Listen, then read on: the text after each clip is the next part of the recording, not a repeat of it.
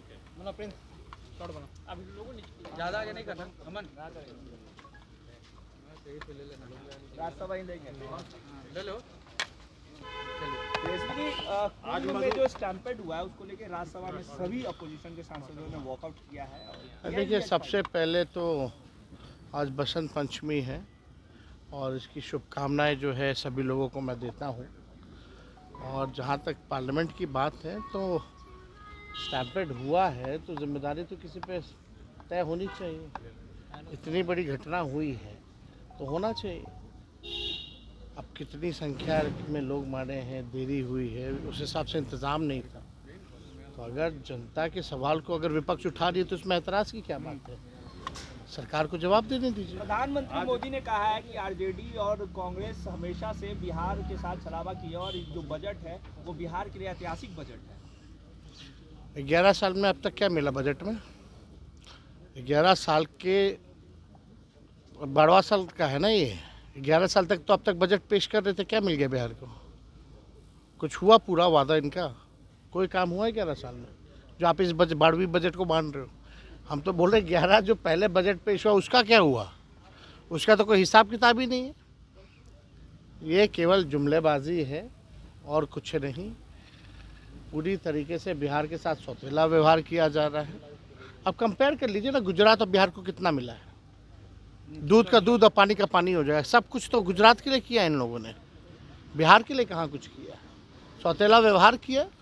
विशेष राज्य का दर्जा पहले भी पिछला बजट में अनाउंस था ना, लगभग 60,000 करोड़ के आसपास। कहाँ है उसका? क्या हिसाब है? मिला कि नहीं मिला? मिला तो कहाँ खर्च हुआ? इसका हिसाब किताब तो बताना ही चाहिए लोगों को। तो देखिए, आज हम जो है मधुबनी बेनीपट्टी जो है वहाँ जा रहे हैं और जिस प्रकार से बेहद दर्दनाक घटना वहाँ हुई है, एक अल्पसंख्यक को जब पुलिस के डीएसपी ने, पुलिस वालों ने बहुत पिटाई की है, बिना कोई वजह के जो है पिटाई की गई है। इसलिए हम जा रहे हैं, पीड़ितों से हम लोग मिलने जा रहे हैं। और हम आपको बता दें, ये बेनीपट्टी में ये सिर्फ यही एक वारदात नहीं है। इससे पहले भी जो है बेनीपट्टी थाना क्षेत्र के बसेट क्षेत्र में कुछ महीने पहले राहुल कुमार झा को जो है थाने वालों ने सीमा के बाहर ले जाकर के खूब पीटा।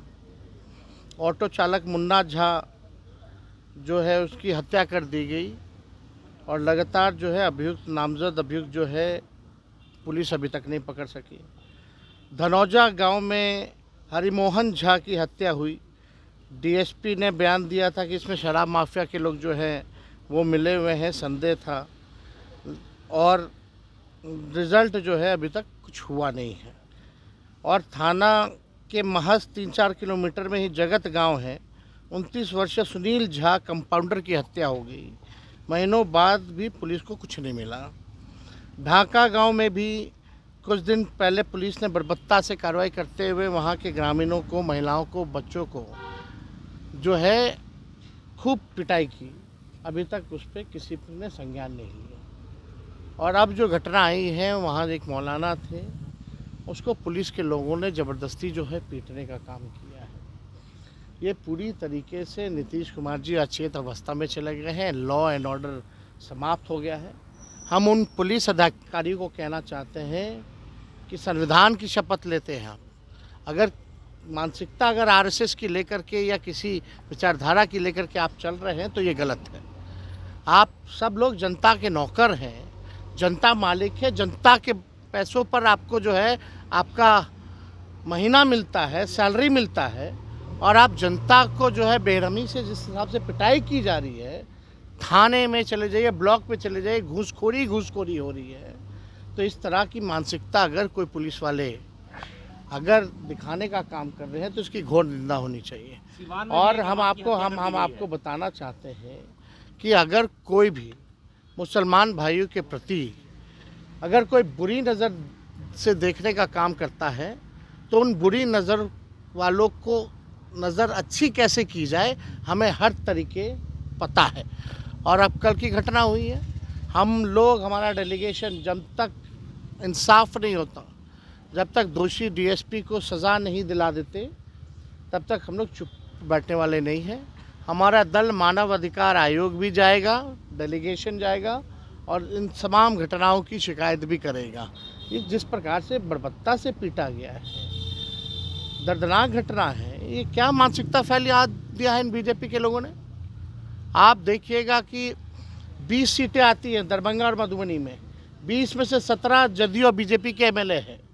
झंझारपुर, दरभंगा और मधुबनी के एमपी सांसद जो हैं वो पूरी तरीके से भाजपा के लोग हैं, एनडीए के लोग हैं।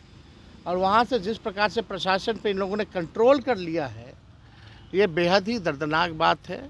अब इस तरह की मानसिकता अगर पुलिसों में अगर फैलाई जाएगी तो इसकी कितनी भी निंदा ही नहीं, बल्कि सत्ता में हम रहे ना रहे, हारे या जीते, अगर कहीं भी किसी के साथ भी अगर अन्याय होगा तो तेजस्वी लड़ने का काम करेगा। कहीं भी इस तरह की घटनाएं इस तरह की घटनाएं लगातार बिहार में हो रही हैं। लॉ एंड ऑर्डर के सवाल पर लगातार हम बुलेटिन जारी करते हैं। हम तो ये भी कहते हैं कि बिहार में एक दिन में कम से कम 500 राउंड गोलियां चलाई जाती हैं, लेकिन कार्रवाई किसी पे नहीं की जाती है। शकील साहब की बेटे ने सुसाइड की तो हमको अभी दुखद सूचना जो है अभी प्राप्त हुई है। हम देश हम जो है वापस लौट के मुलाकात करने जाएंगे।